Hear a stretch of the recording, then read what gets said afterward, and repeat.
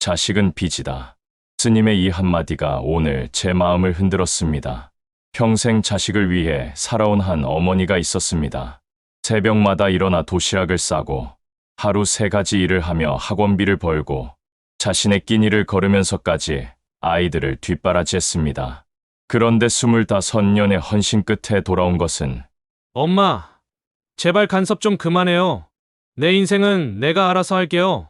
오늘의 사연은 쉰둘 어머니가 보내주신 편지입니다. 그리고 그 편지를 읽은 스님의 답변은 우리가 알고 있던 부모의 사랑에 대해 완전히 다른 관점을 제시합니다.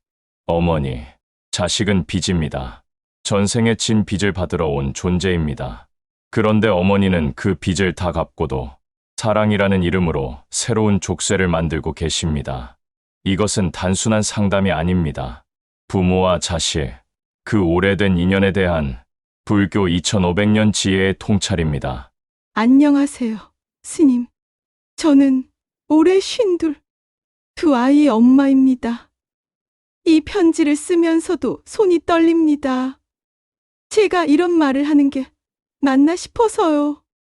하지만 더는 혼자 견딜 수가 없어서 스님께 이렇게 편지를 보냅니다. 저는 24세 결혼했습니다. 남편은 착한 사람이었지만 경제력은 부족했어요. 첫째가 태어났을 때 기저귀 살 돈이 없어서 기저귀를 빨았었습니다. 겨울에 찬물로 기저귀를 빨다가 손이 터져 피가 났던 기억이 아직도 생생해요. 둘째가 태어난 후부터는 더 바빠졌습니다.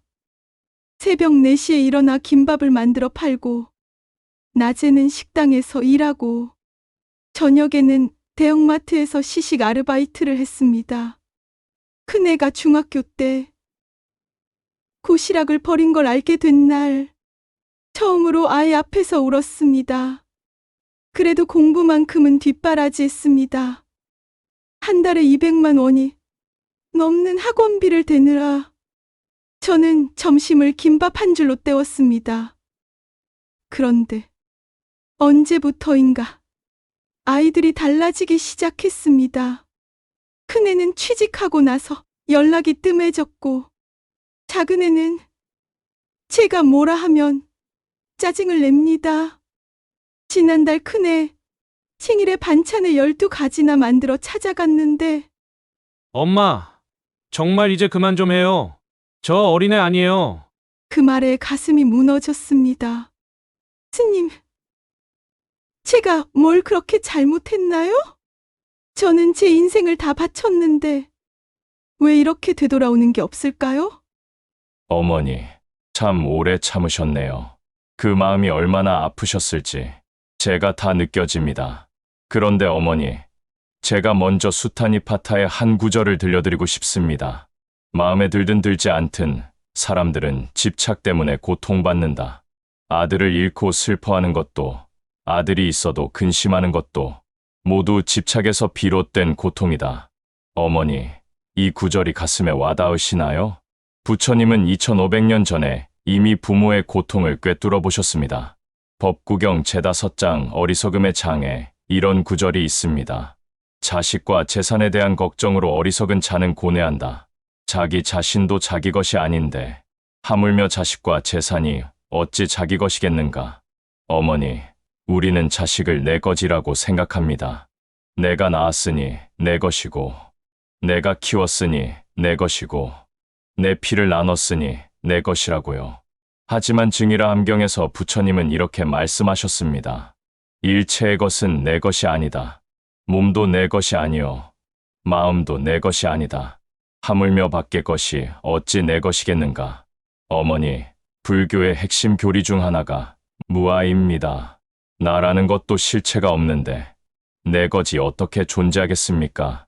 금강경에서는 이렇게 설합니다. 범소유상 개시어망. 무릇 형상이 있는 모든 것은 다 허망하다. 자식이라는 형상, 부모라는 형상, 이 모든 것이 인연 따라 잠시 나타났다가 사라지는 것입니다. 어머니, 이제 충격적인 말씀을 드리겠습니다. 자식은 빚입니다.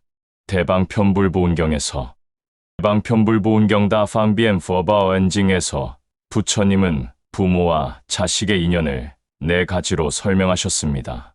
1점 은혜를 갚으러 온 자식. 전생에 부모가 베푼 은혜를 갚기 위해 태어난 자식입니다. 이런 자식은 부모에게 효도하고 기쁨을 주며 부모의 노후를 책임집니다. 부모운 중경에서는 이런 자식을 천상의 선물이라 했습니다. 이 보원 원한을 갚으러 온 자식. 전생에 맺은 원한을 풀기 위해 태어난 자식입니다. 부모의 속을 썩이고 재산을 탕진하며 부모를 괴롭힙니다. 하지만 이것도 업을 소멸시키는 과정입니다. 3. 토체 빚을 받으러 온 자식. 부모가 전생에 진 빚을 받기 위해 온 자식입니다. 부모는 이 자식을 위해 모든 것을 희생하게 됩니다. 돈, 시간, 정성, 건강까지 모두 바치게 됩니다. 사완체 빚을 갚으러 온 자식. 자신이 전생에 진 빚을 갚기 위해 온 자식입니다. 부모를 부양하고 봉양하며 부모의 은혜에 보답합니다. 어머니의 경우를 육아사지론의 관점에서 보면 전형적인 토체의 인연입니다. 전생의 어머니가 이 영혼들에게 큰 빚을 졌고 이번 생의 자식으로 만나 그 빚을 갚고 계신 겁니다. 새벽부터 밤까지 일하신 것, 끼니를 걸으며 학원비를 대신 것, 모든 것이 빚을 갚는 과정이었습니다. 그런데 아비달마구 사론에서는 이렇게 경고합니다. 업을 다 갚고도 새로운 업을 만드는 자는 무한한 윤회의 굴레에서 벗어나지 못한다. 어머니, 한 가지 더 여쭤볼게요. 어머니의 사랑은 무조건적 사랑이었나요? 아니면 조건부 사랑이었나요? 대반열반경에서 부처님은 임종 직전 이렇게 말씀하셨습니다. 집착하는 사랑은 독약과 같고 놓아주는 사랑은 감로수와 같다. 집착은 서로를 묶지만 자비는 서로를 자유롭게 한다. 불교에서 말하는 진정한 사랑은 사무량심입니다. 1. 자자의 상대방에게 기쁨을 주고자 하는 마음입니다. 하지만 내가 준 기쁨에 대한 보답을 바라지 않습니다. 2. 비연민, 상대방의 고통을 덜어주고자 하는 마음입니다.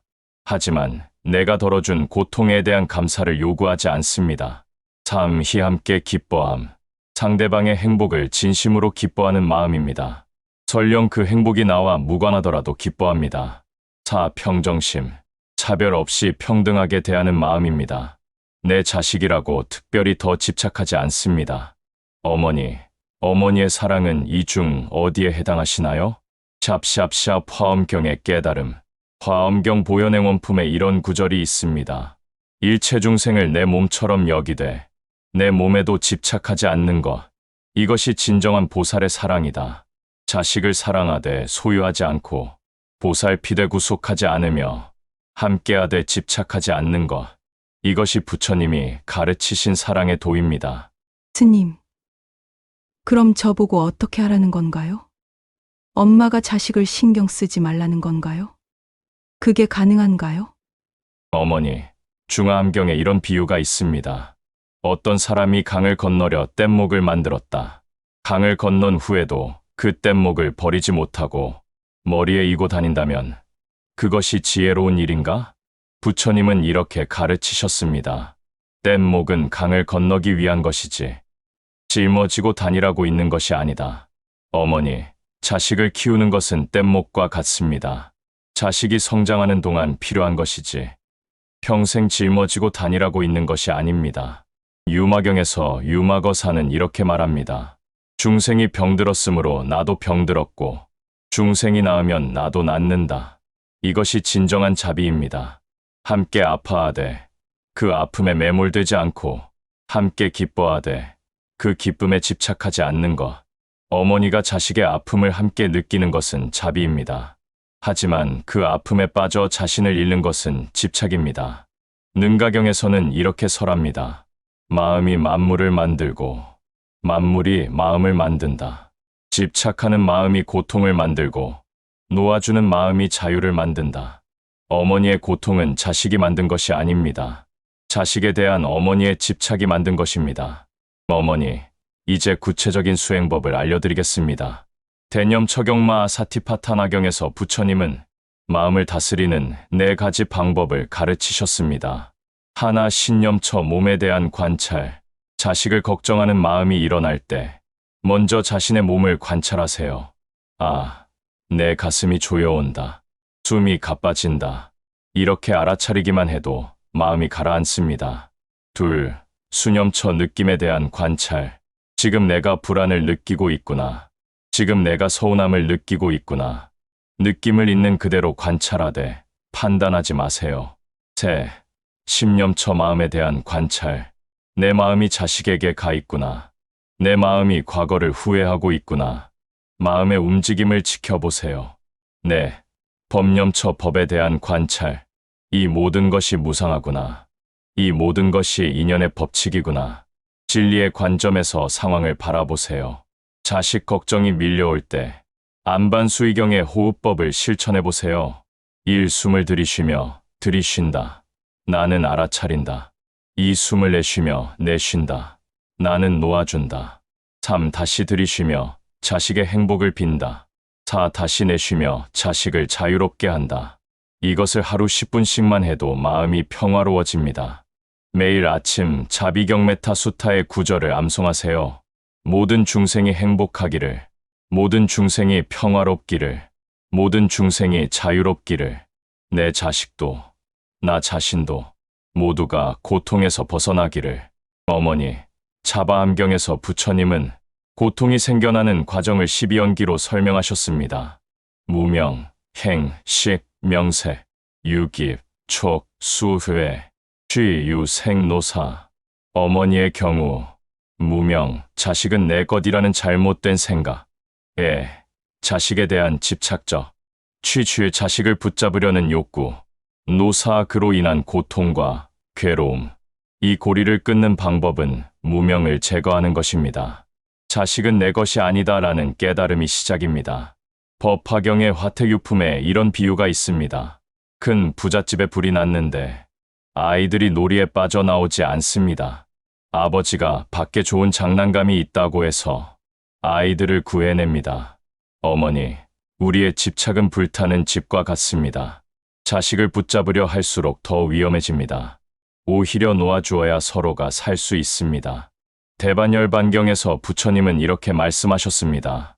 집착을 놓아주는 것이 곧 열반이다. 소유하지 않는 것이 곧 부유함이다. 비우는 것이 곧 충만함이다. 어머니가 자식을 놓아줄 때 비로소 진정한 자식을 얻게 됩니다. 소유하지 않을 때 비로소 온전한 사랑을 하게 됩니다. 긴 침묵. 스님, 제가 정말 이기적이었네요. 사랑한다면서 사실은 제 불안을 아이들에게 던진 거였어요. 아이들을 위한다면서 사실은 제 존재 가치를 아이들에게서 찾으려 한 거였고요. 증이라 함경에 자신을 등불로 삼고 법을 등불로 삼으라는 부처님 말씀이 있잖아요. 저는 자식을 등불로 삼고 살았네요. 어머니, 본생경에 이런 이야기가 있습니다. 부처님의 전생에 어미 원숭이가 있었습니다. 새끼가 나무에서 떨어질까봐 항상 꼭 붙잡고 다녔습니다. 어느 날 호랑이가 나타났는데 어미가 새끼를 꼭 붙잡고 있어서 둘 다 도망치지 못했습니다. 그때 어미가 깨달았습니다. 내가 새끼를 지키려다 오히려 해치는구나. 놓아주었더니 새끼는 재빨리 나무 위로 올라가 살아났습니다. 어머니, 때로는 놓아주는 것이 가장 큰 보호입니다. 스님, 그럼 이제 어떻게 시작해야 할까요? 수타니파타에서 부처님은 이렇게 말씀하셨습니다. 뱀이 허물을 벗듯이 낡은 생각을 벗어버려라. 먼저 자식에게 이렇게 말해보세요. 그동안 엄마가 너무 무거웠지. 이제는 내 인생을 살아. 2달 후. 스님, 정말 신기한 일이 일어났습니다. 제가 연락을 안 하니까 오히려 아이들이 먼저 연락을 해요. 제가 간섭을 안 하니까 오히려 자기 고민을 털어놓아요. 유교경에 물러서면 나아가고 비우면 채워진다는 말씀이 정말 많네요. 도덕경에도 비슷한 말이 있죠. 상선약수, 최고의 선은 물과 같다. 물은 만물을 이롭게 하면서도 다투지 않고 낮은 곳으로 흐릅니다. 어머니의 사랑이 이제 물과 같은 사랑이 되어가는 것입니다. 어머니, 화엄경에 인다라망이라는 개념이 있습니다. 하늘에 있는 거대한 그물인데 그물코마다 구슬이 달려있고 각 구슬에는 다른 모든 구슬이 비칩니다. 우리는 모두 이 그물처럼 연결되어 있습니다. 자식과 부모도 마찬가지입니다. 연결되어 있되 각자 독립적이고 영향을 주고받되 서로를 구속하지 않습니다. 금강경의 마지막 개송을 들려드립니다. 일체유위법, 여몽환포영, 여로여겨전, 응작여시관 모든 만들어진 것들은 꿈, 환상, 물거품, 그림자와 같고 이슬 같고 또한 번개와 같으니 마땅히 이와 같이 보라. 어머니, 자식과의 인연도 이슬처럼 잠시 맺혔다가 사라지는 것입니다. 그 찰나를 아름답게 만드는 것이 우리의 수행입니다. 시경에 이런 구절이 있습니다. 남산의 대나무를 보라. 곱게 자라되 서로 기대지 않고 함께 있되 서로를 가리지 않는다. 부모와 자식의 이상적 관계가 바로 이것입니다. 불설부모 운중경에서도 진정한 효도는 부모를 해탈로 이끄는 것이고 진정한 자애는 자식을 자유롭게 하는 것이다. 스님께서 말씀해 주신 지 석 달이 지났을까요? 어제 작은 애한테서 전화가 왔어요. 엄마 뭐해? 그냥 집에 있지. 나 지금 엄마 집 앞인데 들어가도 돼? 현관문을 열었더니 아이가 케이크를 들고 있더군요. 오늘 엄마 생일이잖아. 너 그걸 어떻게 기억했니? 엄마가 매년 내 생일 챙겨줬잖아. 나도 한 번쯤은. 그리고는 쑥스럽게 말하더군요. 엄마 요즘 달라진 것 같아. 뭐가? 샵샵샵 스님의 마지막 법문. 어머니, 보셨죠? 장자에 이런 말이 있습니다. 나비가 되려면 먼저 애벌레이기를 포기해야 한다. 어머니는 이제 엄마라는 애벌레에서 벗어나 한 인간이라는 나비가 되신 겁니다. 대지도론에서는 이렇게 설합니다. 보살은 중생을 제도하되 제도할 중생이 없음을 안다. 사랑하되 사랑이 없음을 알고 자비를 베풀되 자비가 공임을 안다. 이것이 바로 무주상보시입니다. 머무는 바 없이 베푸는 것. 어머니는 이제 자식을 놓아주심으로써 진짜 자식을 얻으셨습니다. 빚쟁이와 채무자가 아닌 한 인간과 한 인간으로서. 열반경에서 부처님의 최후 설법을 기억하세요. 자신을 섬으로 삼고 자신을 의지처로 삼으라. 법을 섬으로 삼고 법을 의지처로 삼으라. 다른 것을 의지처로 삼지 말라. 어머니, 이제 자식이 아닌 자신을 의지처로 삼으세요. 자식은 빚이었습니다. 하지만 그 빚은 이미 다 갚으셨습니다. 이제는 자유입니다. 법구경의 마지막 구절로 마무리하겠습니다. 자기 자신을 이긴 자가 가장 큰 승리자이고 자기 자신을 다스리는 자가 가장 큰 왕이다. 1000번 싸워 1000번 이기는 것보다 한 번 자기를 이기는 것이 더 낫다. 어머니는 이제 자신을 이기셨습니다. 자식에 대한 집착을 이기셨습니다. 그것이 진정한 해탈이고 그것이 진정한 사랑입니다. 나무 아미타불.